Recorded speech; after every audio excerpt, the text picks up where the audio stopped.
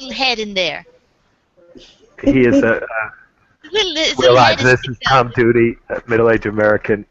Suzanne, ask that question. That's a great question to ask. Why is his head in there? Oh, Adam has joined the conversation from another mobile device.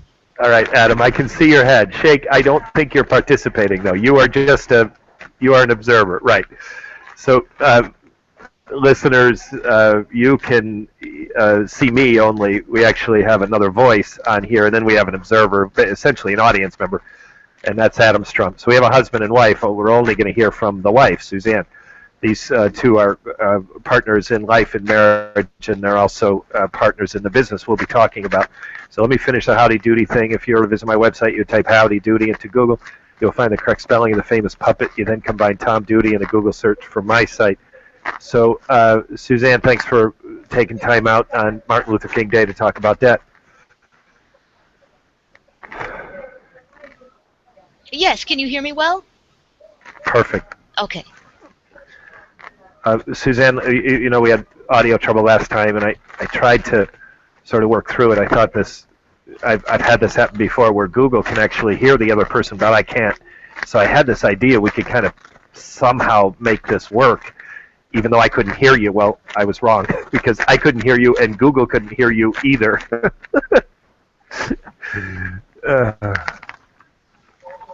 So, Suzanne, I wanted to pick up where we left off last time. The one part that I really wanted to sort of replay, if possible, of the last time is that we talked about this. Adam and I have done credit card debt talk. We've been Adam and Tom, Adam and Tom, Adam and Tom, like, 15 times.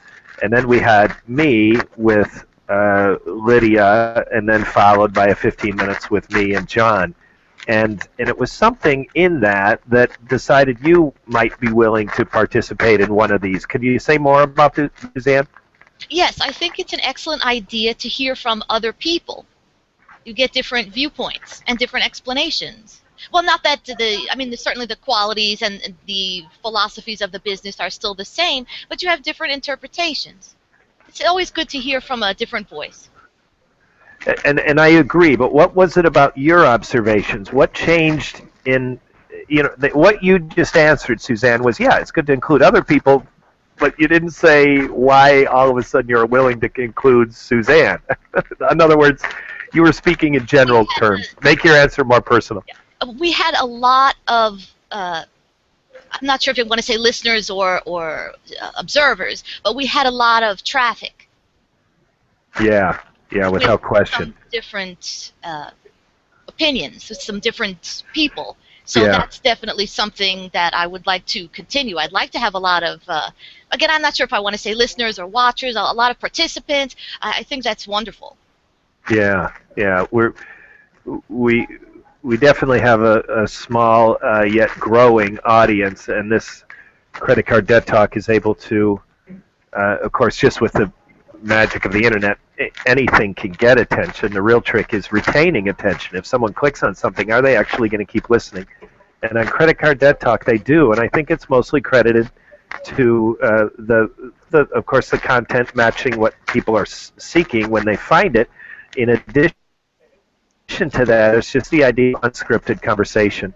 There's some sense that this wasn't all planned and pre-scripted, and so it seems more authentic and believable. Do you think there's part of that in what you hear, Suzanne? Yes. In fact, I have no idea what you're going to ask me, so we All can right. discuss. All right. Well, I will confess that I tried to give you some idea, because that's exactly where I'm going to start. Now, Adam, did you give Suzanne that list of... No, I wanted to answer the questions honestly. I have no... All right, that's fine. So I'm going to get it, Suzanne. It's going to take me a minute. So what I'm going to read to you, Suzanne, is I think it's 4 searches. So this is on my blog. So Suzanne, I'll read them a couple of times until you find one that you like. I'm only going to press you for one of them. Yeah, and I just verified that I do have 4. So, Suzanne, what I'm going to do is read these. I'll read them multiple times. I want you to pick one of them. So, Suzanne, the question's going to be this. Suzanne, I have a micro campaign running on Bing. So just like Google, people can search Bing, and they get presented with links. And if they choose my link, then it charges me like $1. And in addition to that, it tells me what they were searching for when they chose me. So that's what I'm going to read. So in other words, these are kind of questions, but they're really not written as questions. In other words, they're search phrases, they're search words. So Suzanne, what the question is going to be is, if you could talk to that person, in other words, that person was searching for something. If you could talk to that person, what would you say to him or her? Number one, do you think there is a potential match between the services of Financial Rescuer and what that person might be seeking at the time they wrote this search? Suzanne, do you understand my question? I'm about to read 4 of them. Okay. Again, Suzanne, I'll read through them a second time, another look, but I'm just going to ask you to pick one of them. So the first one is credit. There's some humor in the wording here. I love this one. Credit card debt is killing me. So Suzanne, it goes without saying, it might be too late for this person. They might be dead. So I'll repeat. Number one is credit card debt is killing me. Number 2 is credit card debt calculator. And I've seen that a few times, enough that I'm considering putting it on the block list, that I don't really want that search because I don't know what they're looking for, but maybe you can comment, Suzanne. The second one is, this is a great one, 40,000, and they write it in dollars and numbers, so it's $40000. So 40,000 in credit card debt. That's the whole search. That's a typical amount. Yeah, that's a typical amount. And so let me give you the fourth one. So how to get credit card companies to work with you on debt relief. So that one's quite lengthy. So I'm going to read the last one again longer. That one's the longest one. I'm going to read that one again. This is the fourth one. How to get credit card companies to work with you on debt relief. The one before that was the 40,000, as you say, that's typical amount. The second one is credit card debt calculator, and the first one is credit card debt is killing me.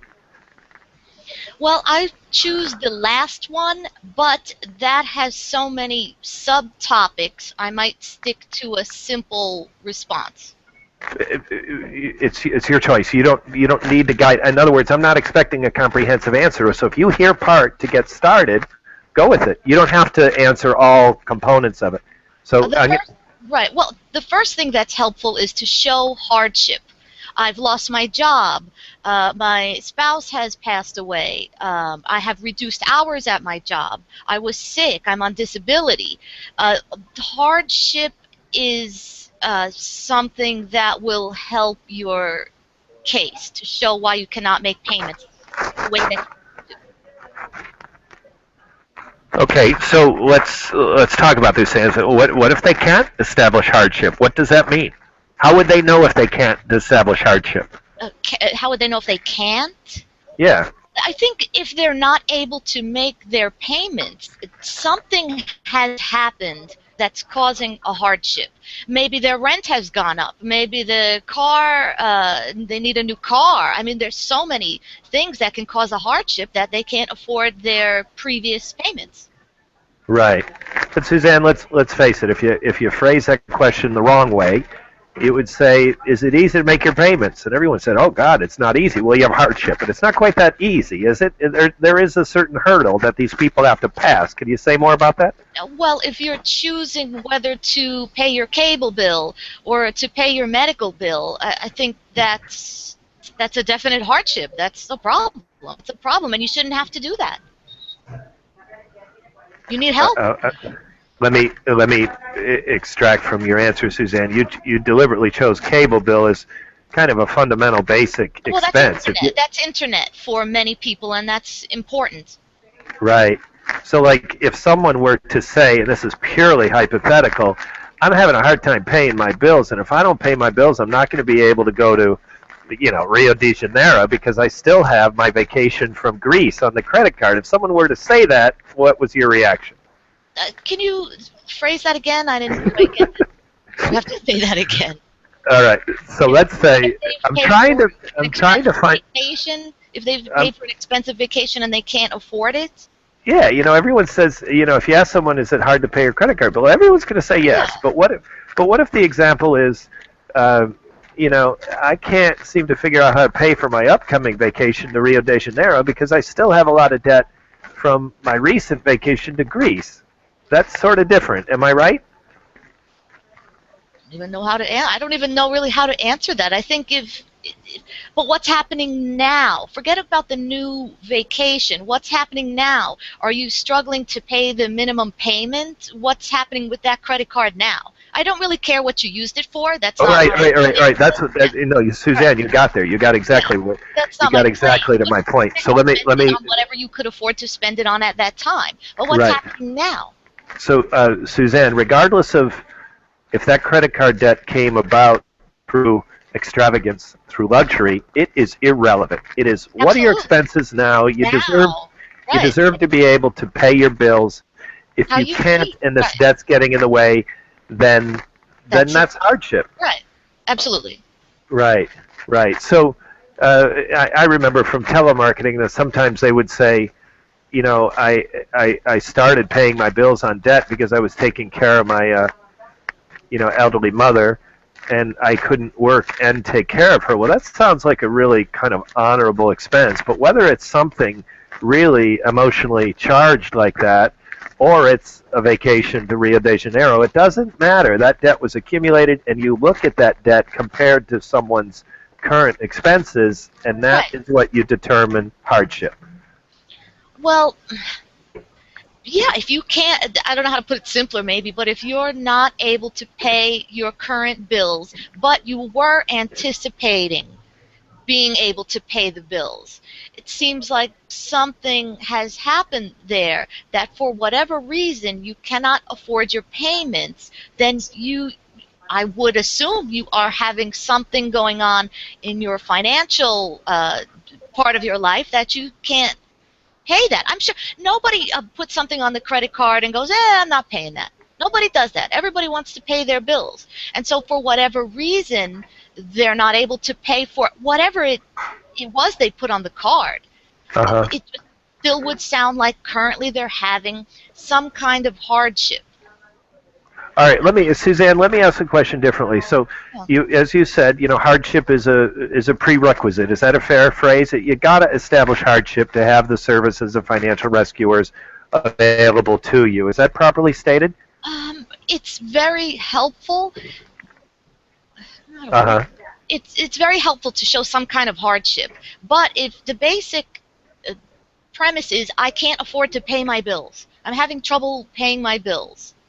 Right. For whatever reason. It doesn't have to be, well, I have no hardship and so that's it, too bad. No. Right. So in other words, I'm having a hard time paying my bills. Well, let's talk about that. How hard is it? That conversation almost always nets a valid hardship. Am I correct? Can you think of any reason when you would say, no, this just doesn't qualify. Pay it on your own. Our services are not right for you. Can you imagine denying anyone? Because if someone, let's say, makes a very high income and their budget expenses are within that income, but to them they say, oh, I can't afford this, but really they can. It depends on their budget, I guess. It depends on their budget. If they're making I won't even classify a high income. That's kind of subjective. But if, let's say, they're making I don't even want to put a number on it. If they're making a very high income, and then if we see that their expenses are able to be paid under that income, that's not a lot of hardship.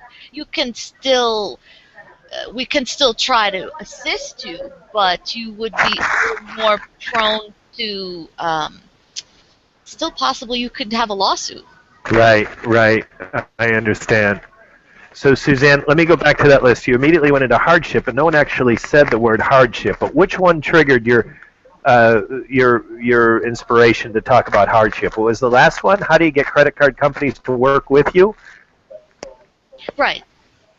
Okay, so I don't think you said this directly, so I'm going to try and say it for you. I think what you did is you said this person, number 4, you said this person is wondering how you get credit card companies to work with you. And Suzanne, what you're motivated to say is, number 1, in other words, if that person were asking Suzanne Strom, Suzanne, you would be saying, number 1 is do you have hardship? Did I get the logic why you went to hardship? Yes, that was Yeah. obvious. That came to me first. Yeah, yeah, I see the connection clearly. Now, as this person says, how do you get credit card companies to work with you on debt relief? What else do you think that person is asking? What else would, if you could have a conversation with that person, him or her, what else would you want to tell that person? Well, it sounds like they would want either a lower interest rate or they would want a lower payment. But in the long run, hold on, there's an echo here. Hold on, a little technical difficulty on this part. I hear a little bit of an echo. Can you still hear me well? Yeah, right through the whole thing, I could hear you. Okay. Now I lost my place a little bit. They might want something like that, but they would still have trouble paying off the entire amount because it's still, even if there's reduced interest rate or reduced fees, those would still continue. It would still take them quite some time to pay off the account in full. Yeah, yeah, I understand. So, in other words, Suzanne, I'm going to try to put your answer in my words. Tell me if I've missed something. I'm going to go back to this point. How do you get credit card companies to work with you on debt relief? And what you're saying is, well, you ask them, you see what you can do. It's almost like saying good luck because you're going to need more than the flex they give you. Am I hearing this right? Well, I think it's hard for an individual to pursue this on their own because they're not aware of all the laws and all of the different things that are going on in the background. So they would need really a professional if they want to get the best deal. We have contacts at the credit card companies and at the collection agencies, so we can definitely get them a lower amount than they could do on their own. That I really believe, because we have had clients leave to do it on their own and then come back to us that they couldn't get as good of a deal as we're giving them. Really? Yes, in fact, we had someone, I think it was in American Express, that they were saying that they had, I'm trying to remember the details of it, it was a long time ago, they were saying that they had a high interest rate. And so they got that reduced to a lower interest rate, but then their monthly payment and the fees were still very unaffordable. Right, So right. fixing one thing does not fix the entire problem. Right, So then right. think, oh, we got one little thing fixed. Well, we have a lower interest rate, but then now they have to pay into their program for a longer period of time. Yeah, yeah. That wasn't that helpful. On the surface, maybe, ooh, look, I got a zero, but it wasn't really that helpful in the long term. Yeah. Now, Suzanne, this is really something I wanted to talk about. I want to talk about this idea that people want to do it yourself. In fact, I've written an article recently. Time-consuming also. It's very time-consuming. Sometimes it takes us a short period of time, and sometimes, depending who the creditor or collection agency is, it takes us a very long time. So I think when you are on the phone yourself with the company and they say something to, well, you haven't been paying your bills and you can't afford this, and that's upsetting and emotionally insulting. So that's why we don't have a personal investment in that sense. If your client doesn't pay, yes, because their husband died 2 months ago, we can step in and give the proper response. Whereas they might get upset right away and hang up on the person, and we don't handle it that way. We have the professional patience to do the job, which is much needed. Yes. So, Suzanne, I'm going to read it again. How do you get credit card companies to work for you on debt relief? Now, what it doesn't say directly, but certainly you've extracted from this search, the way you hear the person searching, the person is saying or thinking, or the meaning behind this is, how do you get credit card companies to work with you? Because I want to do it myself. Are you hearing that in their words? Yes. Yes. Suzanne, it looks like they're at the very beginning, like point A. Yeah, Suzanne, I will. How do I even look this up? What do I even do? They're at the very basic investigation level. Yeah, Suzanne, I just want to say this. I commend you. I think you have extracted some relevant meaning out of there. out of this phrase that I overlooked. In addition to that, I think I've been guilty of finding this do-it-yourself, the spirit of a do-it-yourselfer in phrases, because I'm seeing it. I don't know. Let me see the Yeah, other it's ones. time I'm seeing it consuming. That's again all. and again. It's because while let's say the client is at work, let's say if the client still works, the client is at work trying to do his job and trying to save up money and trying to, to make payments. While the client is working, we are working. So we are working during the business hours, taking care of this for them. Yeah, How are they going to yeah, do this if they can't do this on, let's say, in the general business hours, let's say between 8 and 4 or 9 and 5, something along those lines. If they're working, how do they have time to pursue this? right. Well, in I mean, how addition to about that, this? Look what's coming up. Tax season is coming up. People are like, oh my goodness, I have to do my taxes. And some people, again, like to do the taxes themselves, but it is time consuming. And even if you do go to a professional, bring your paperwork with you, bring all your information, get this done. Look how time consuming even doing your taxes is. People consider it a nuisance. Never mind trying to do settlements on your accounts on your own. right, right. I think And it's then, similar. Some people can do their own taxes, fine, but if they have a more complicated case, they need somebody, they need a tax professional. So I think it might be kind of similar to that. right now, Suzanne, you mentioned just the practicality of, you got to call these people during business hours to be able to do the work Right. that Financial Rescuers is doing. Now, am I also right that you usually don't get someone on a call into a law firm or a credit card company?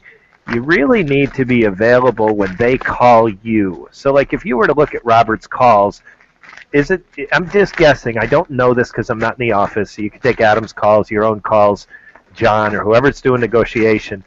Is there more productive phone calls? Are they happening on outbound calls? They're calling the law firm, or is it when the law firm calls back? No, I think, oh, 50-50. you just have to, 50-50, you just have to get them on the phone. 50-50. And sometimes it's a little chase back and forth, so you just have to get them on the phone. Sometimes we So don't reach them right away, and it goes back and forth.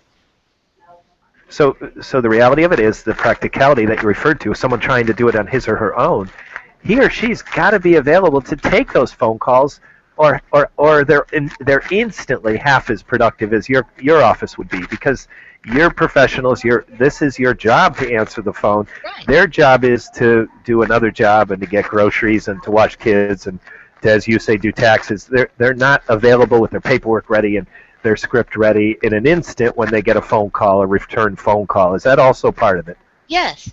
Yeah, yeah. Now, Suzanne, you mentioned, and I didn't dig into it the way I want to, is the people that left and came back. Could you just talk more conversationally about? You don't have to give a name, but if you could just pick one of them and think of him or her in your head and kind of talk about the circumstances. You already started referring to a American Express one, but and I just want you to take that a step further. Tell me a little bit more about that. We have legal representation for the clients as well. Okay. Sometimes they won't speak to an individual or offer an individual as good a term as they will through a law office with representation. Oh, we're going to Right. sue you. Well, if you're an individual, you're nervous. But we are Yeah, able to without represent question. the client. Well, we will have someone there in the court to represent the client. Right. So, Suzanne, in that the client that tried, was a client of yours, but then said, "No, I'm going to go do this on my own." There's also, Give me an example. yes. Oh, I'm sorry to cut you off. I just actually thought of another example when Okay. collection agencies call in a harassing manner to clients, call on a Right. continual basis, call to their work. Those things are not permitted. So we have recently won FTCPA violations, and we have several clients that are winning a lawsuit. In fact, we have one client. Again, I don't name names. That's not appropriate. I can't name names. But one of the clients this was going on for a while, that they were receiving a lot of phone calls at work, at home, at 10 calls a day. So we turned it over to an attorney that specializes and set up a class action lawsuit for the FTCPA violations. He's receiving, for doing nothing, he is receiving a $500 check.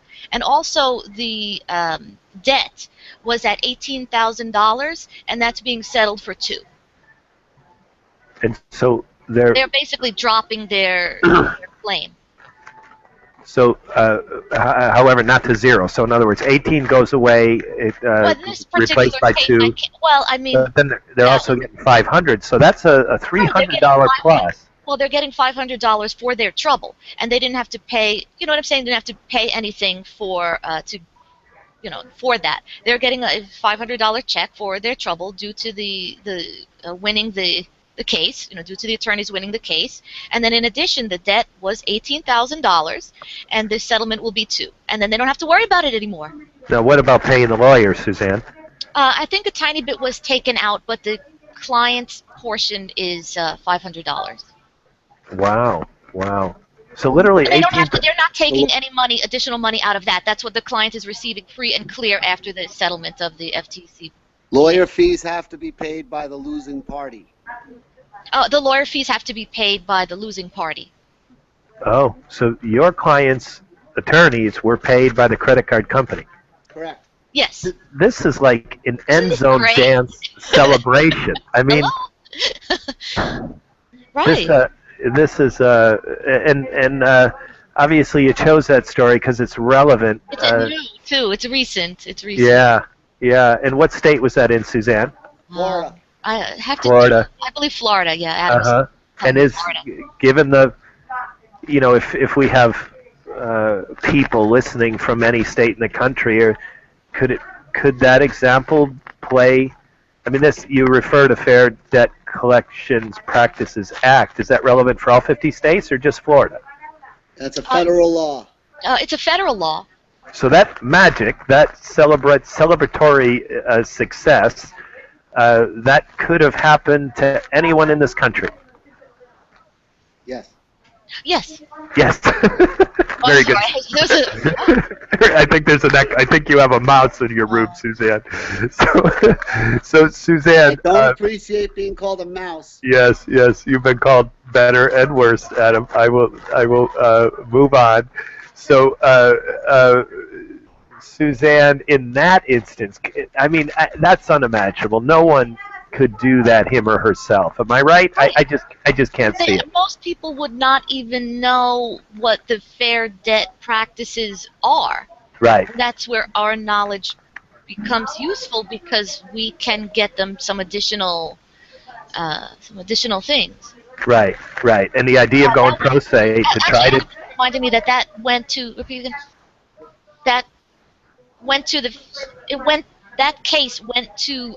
went up the ranks to the 5th District Court. Wow. One level below the Supreme Court.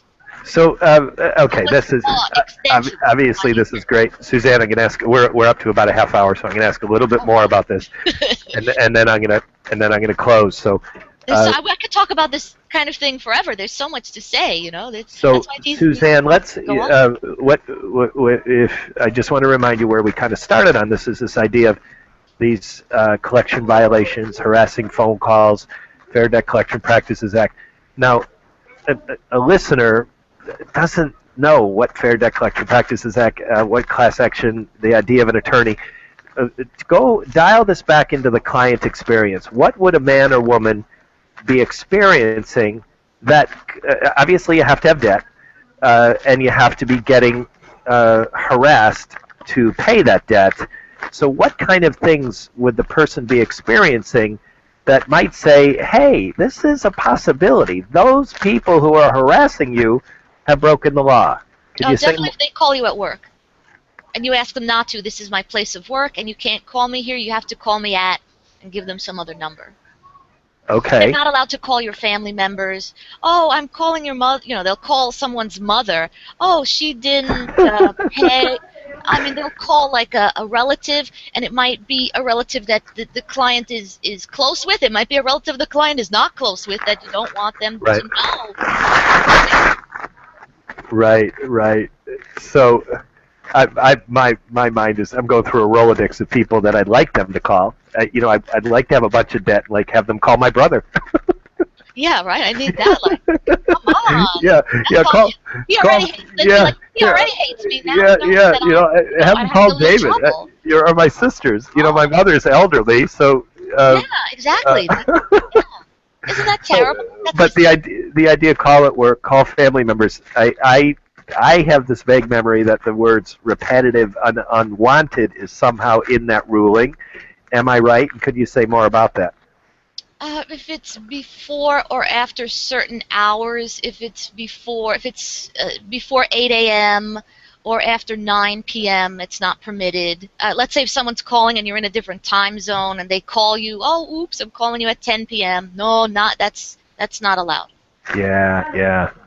God, that's a really nice story, Suzanne. I just want to go back. I'm going to kind of, make some kind of summary words here, Suzanne. I'm going to read all four of those Bing searches that I read. In other words, Bing has a very advanced program, much like Google. In fact, it's almost identical to Google. And when people search certain keywords, I have a campaign that says, "Yeah, I want to get presented when they search these things." Well, I got presented for 4 different searches recently, like in the past 3 or 4 days, and the people who were searching clicked on credit card debt talk. So here are the 4 searches. I'm going to emphasize the 4th one, Suzanne, because that's the one you chose. The first one is credit card debt is killing me. The second one is credit card debt calculator. The third one is $40,000 in credit card debt. And the 4th one is how to get credit card companies to work with you on debt relief. Now, what I think is great, Suzanne, is that what you saw in that 4th one is what I had overlooked, is that person seems to be saying, almost like, tell me something because I want to do this myself. In other words, I don't want to give you anything. I want you to give me something so I can do it myself. I believe in my heart that those people who are trying to do it themselves, I think they know their time would be better spent, but they have this emotional attachment to their debt. They want to clean up their own mess. Do you think that has anything to do with it? I think so, because a lot of times, I don't know, our clients, I would say like 100% of them want to pay their bills. Nobody wants to fall behind or to be in this situation, but sometimes, look, if you're on Social Security, that's not fair. That's not fair that you're on Social Security and they're still charging you all these different fees. You can't afford it. That's right. not fair to anybody. I'm going to add one other thing that it might be a little controversial, but I do believe in this. If, let's say, someone has one small debt, a $500 debt, and they want to try to negotiate it down to, $200 or something like that, yeah, you could try to do that on your own. But most people don't have one small debt. If you have one $18,000 credit card, they're not just going to, in one phone call, oh, poof, $2,000. Like, that's going to be assistance. If you have one small debt, yeah, you can call up with some knowledge. You can call up and settle it yourself. But I would say in general, if it's like a $500 debt, but you would have to have a lump sum to give them. So if you had some knowledge, you could settle one debt yourself. But again, it's time consuming. It often takes more than one phone call. It takes time. It takes availability during the business day when you may be at work or taking care of someone or at the doctor or not feeling well enough. So I do think, can you do it yourself? Yes. But I would say for small debt, yeah, sure. But if it's a lot of debt or large amounts of debt, it's just too difficult. It's just too difficult. Right.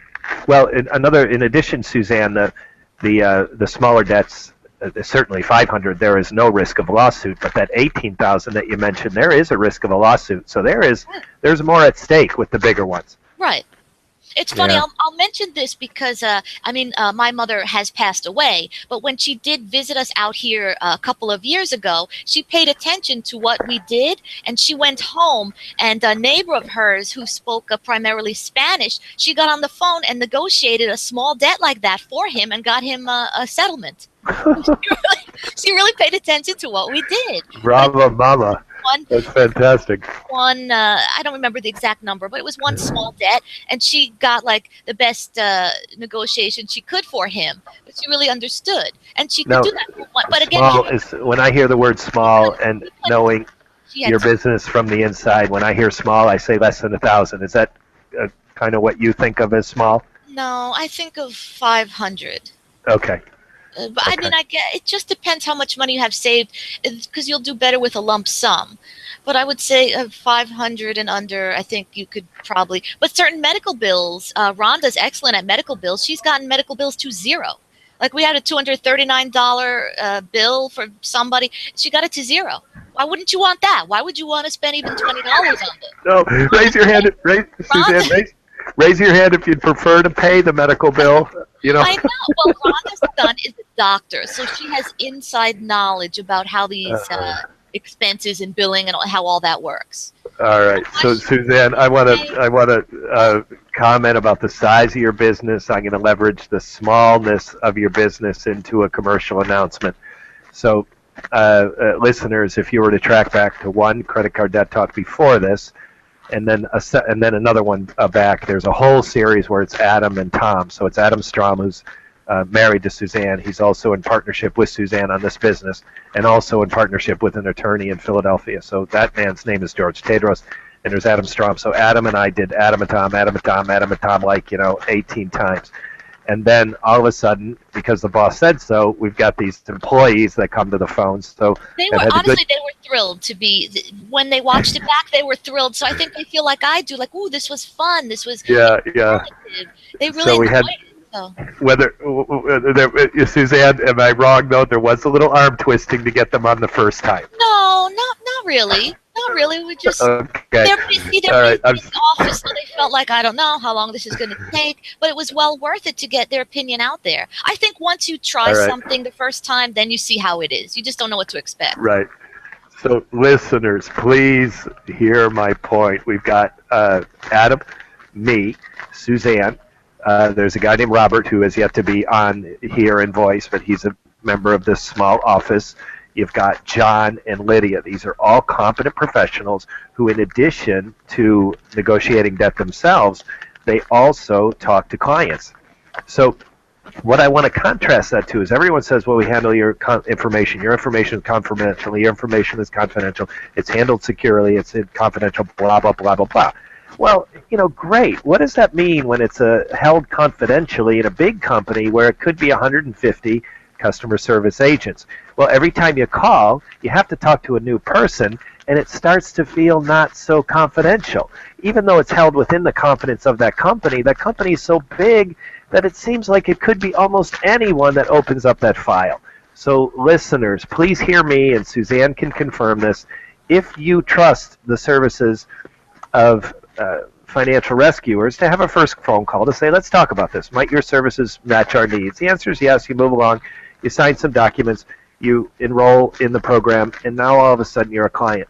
You could talk to a total. You're going to have one person who's going to work with you primarily, but it could be me, it could be Adam, it could be Suzanne, it could be Robert, Lydia, or John, and that's it. You're not talking to potentially 150 different customer service agents. Am I speaking truth here, Suzanne?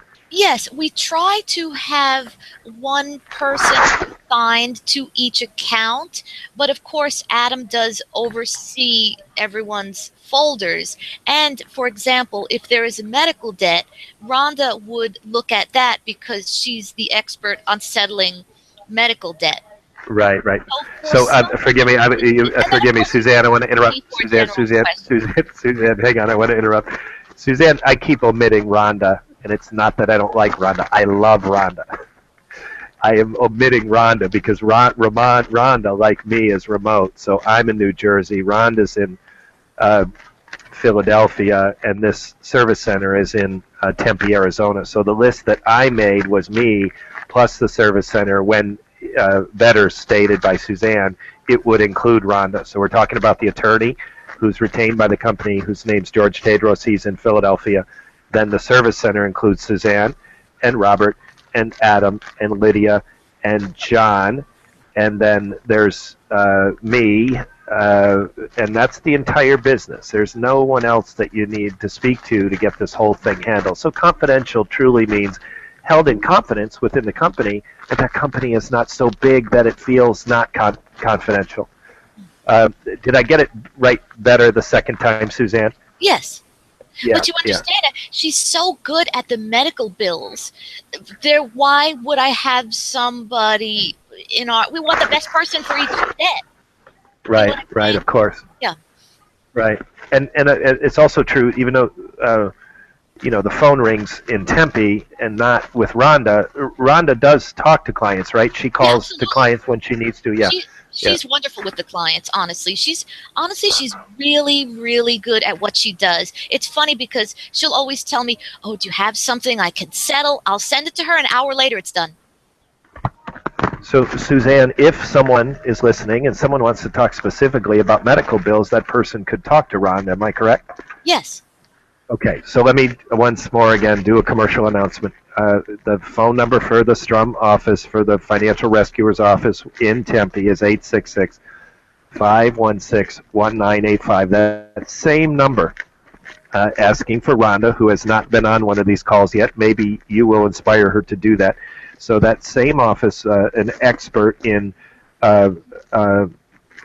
medical bills. You got Suzanne, who you've heard from today, John and Lydia, who's also on a credit card debt talk. You got Adam Strum, who's the boss, partner, business for George. He's been on many of these with me. And then there's Robert, who's yet to be on one. So you're only talking about a very small group of people, but all of them, whether they're in Tempe or not, they can also be reached at that same number, 866-516-1985. And the company website is financialrescuers.com. Suzanne, is there anything else you want to say? No, we really covered a lot today. This was great. Yeah, thanks, Suzanne. Now, I'm turning this out the window of the cafe. Can you kind of see that building across the street is a post office? When the bus moves, hold on. Oh, okay. Oh, yes. It looks like a post office, right? Yes, I see the sign of where you're... So just to sort of, Suzanne, I always try to timestamp these with some, anecdotal evidence. So as I've sat here, I haven't even moved to do this. I just picked up my laptop and turned it around. I have seen 7 or 8 people, and I'm not exaggerating. I often exaggerate on this occasion. I'm not. About 7 or 8 people who have pulled on the handle of those doors, and of course they're locked. Holiday. And it's a federal holiday. So that's what I wanted to do. So we are honoring. Right. Though honestly, we are still answering emails from home, but the calls we are going to check on tomorrow because it is a federal holiday. So we're trying to be available by email. But if the banks are closed, we're closed, and there's only a certain number of federal holidays a year, so we do take those off. So, it is a national holiday, and by rights we're Americans, and we shouldn't be working today. This, of course, is light work, as I see it, and I'm glad you see it the same way, Suzanne. So this is to timestamp the call, and also to just make mention of the great work of the great civil rights leader, Dr.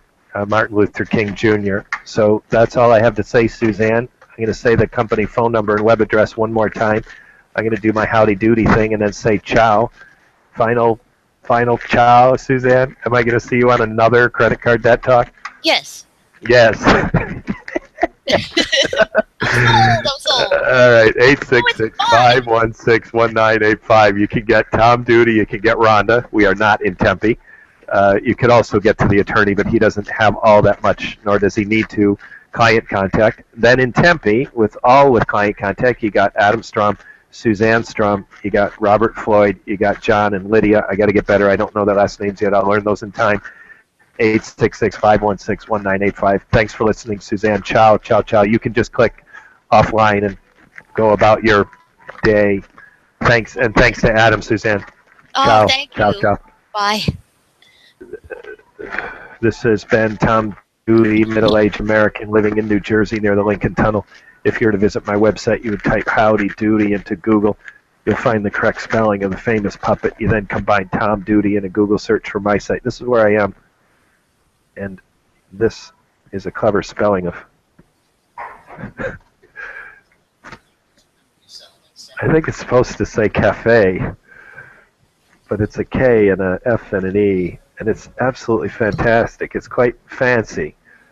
It's Bergen Line Avenue, West New York, New Jersey. That I will be getting back to you shortly. I'm in the process. that post office that I showed across the street, that is the West New York Post Office, West New York, New Jersey,